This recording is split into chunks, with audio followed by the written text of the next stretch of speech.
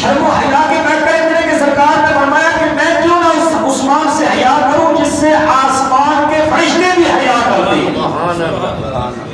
ان کے شرم و حیا کا انداز یہ تھا. امام جلال الدین سیوطی تاریخ الخلفاء کے اندر لکھا کہ سرکار کی پاک بارگاہ میں در اقدس کے اوپر گھر کے لوگ بیٹھے ہیں. سیدہ عائشہ صدیقہ رضی اللہ تعالیٰ عنہا کے کاشانہ پاک میں سرکار کے در دولت پہ سیدنا صدیق اکبر حاضر ہیں, سیدنا فاروق اعظم حاضر ہیں, امہات المومنین ہیں. اس اثنا میں دستک دی, پوچھا کون ہے, بتایا گیا کہ عثمان.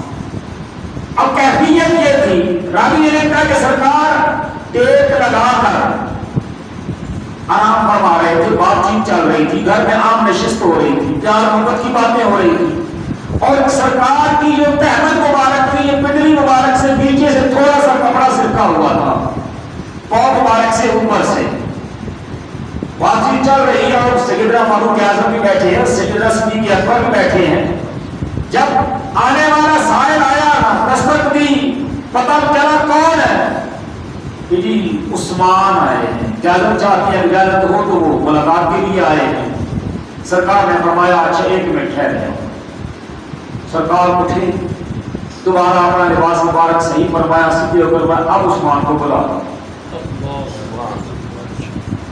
اب امہات المومنین سیدہ عائشہ صدیقہ رضی اللہ تعالیٰ عنہا عرض کرتی ہے, کیا میرے سرکار امت کے غمخوار نبی, وہ دونوں بیٹھے ہوئے تھے نا, رشتے میں وہ دونوں سسر ہیں سرکار کے, سیدنا صدیق اکبر کی اور عمر پاک کی, اور یہ سیدنا عثمان غنی اور مولا علی حیدر کرار رشتے میں سرکار کے داماد ہیں.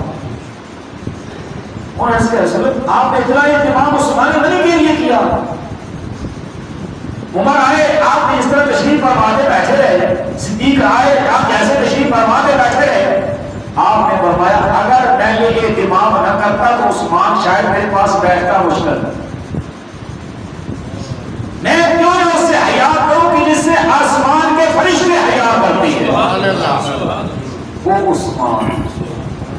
ہاں, جن کے بارے میں تاریخ یہ بتاتی ہے, وہ فرماتے ہیں کہ میں نے کبھی لباس اتار کر غسل نہیں کیا.